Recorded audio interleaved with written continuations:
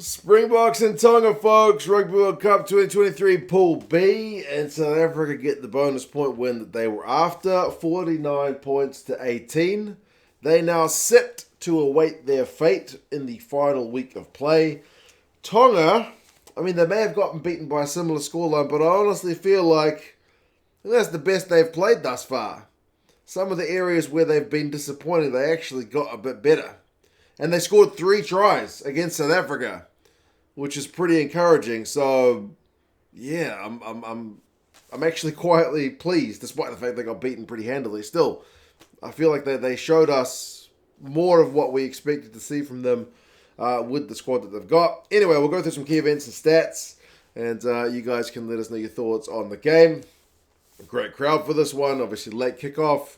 And the kickoff was missed by South Africa early, a little bit concerning.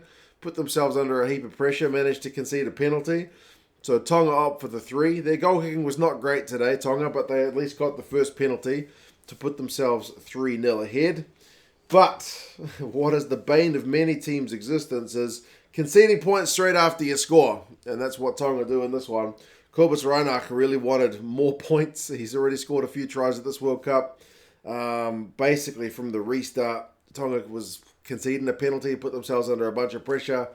South Africa mauled it, and they used the maul really well in this game. Like, if you're South African, you'd be happy with your goal kicking today. You'd be happy with how your maul went for the most part.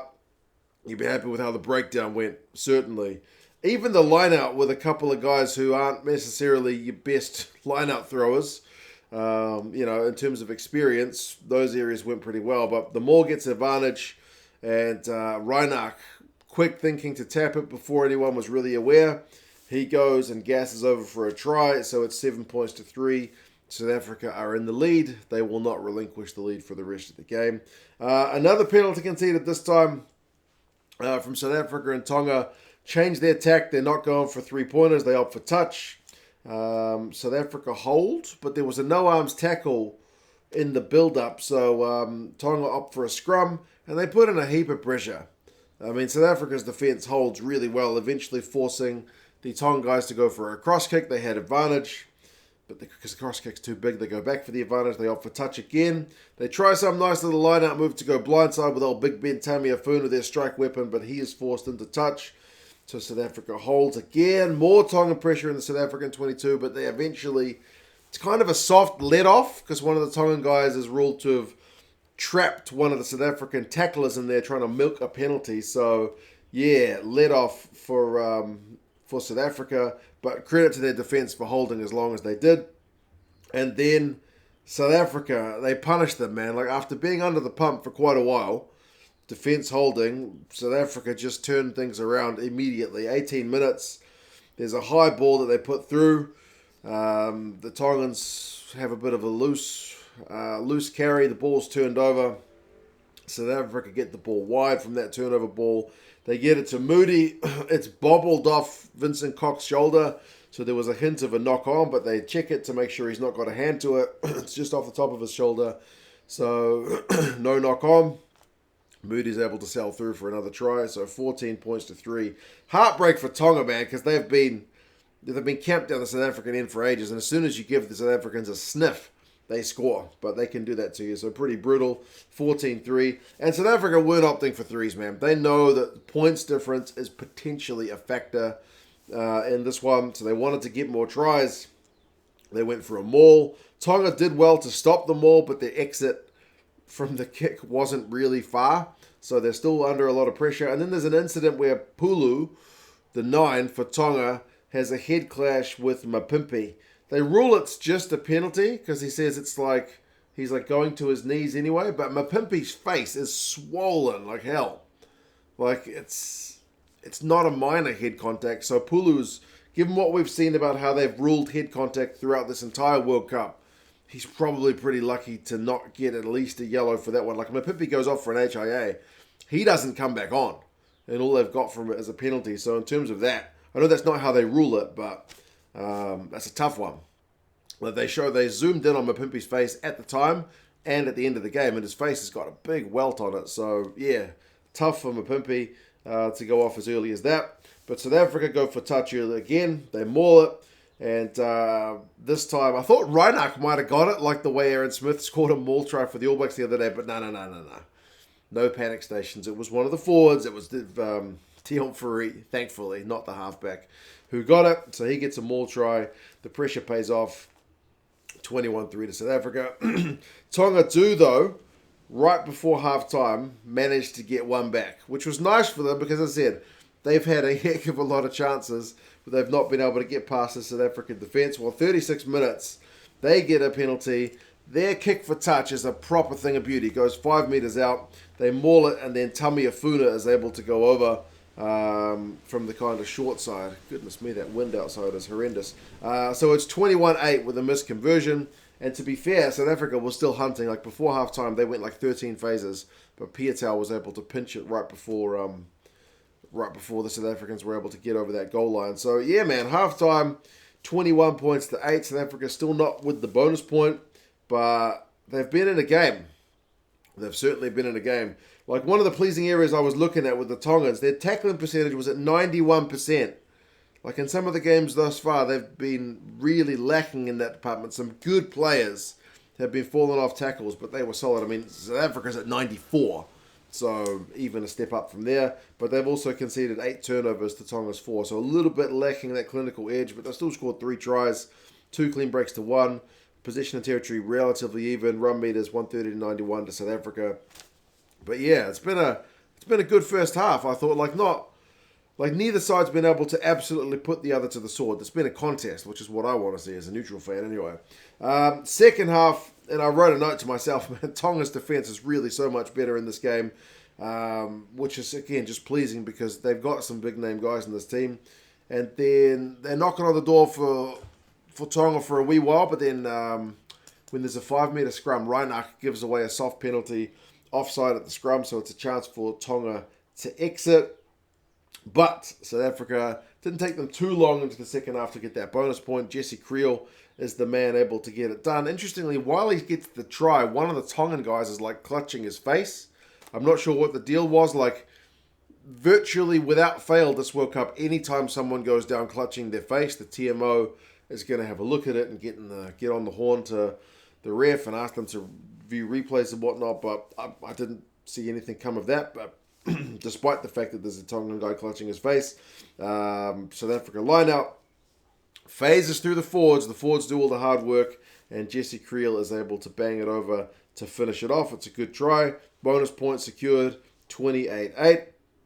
And then there's another incident. It's kind of the reverse of the earlier one where Piatau catches a high ball and he ends up kind of landing on Eben Etzebeth's shoulder. Now, it's one of those kind of freak ones.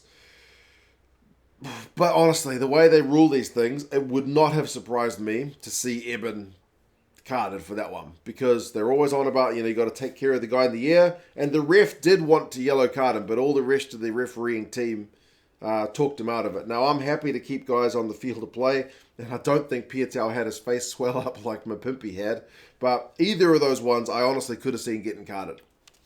But for the game, nobody gets carded, so we keep 15 on 15 for the entire game, which I think most of us fans will be pleased about, but it's still a penalty. It is still a penalty, and I think they ruled that like the white players were kind of interfering a bit, that it wasn't kind of a clear-cut one. So Eben doesn't get carded.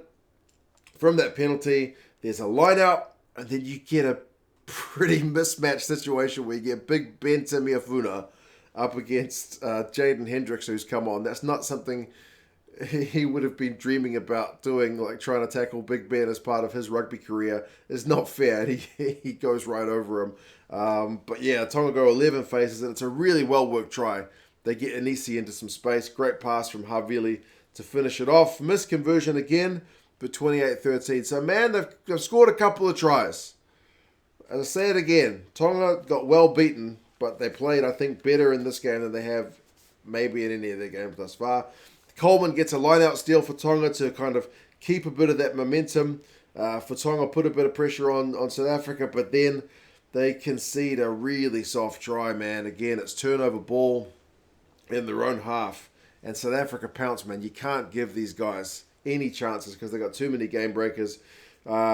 Creel is the one who picks it up, gets it to, I think it's to Moodie, and then gets it to Roux. Roux's able to finish. Great try for the veteran. He goes over in the corner, and it's a great conversion kick as well. South Africa kicked all their goals, whether it was Pollard before he went off after 50-odd minutes, or when it was Libok when he came on. Kicked their goals. That's what you want to see from a South African point of view. 35-13. Tonga, though, they're not dead and buried, man. They win a penalty at scrum time, which is something not many sides do against South Africa. They attack, but South Africa win a penalty at the breakdown. First time it's Smith, and then Fourie gets one a bit later. Like, they got so many good breakdown threats. If you're even a second off the pace, they'll punish you for it. And then from that breakdown penalty, South Africa push back. You get Kwaka Smith to Creel. It's a line break. And then Moodie, who didn't pass. I felt like he could have passed to Grant Williams. Kind of almost bombed it, but don't. And they keep the possession.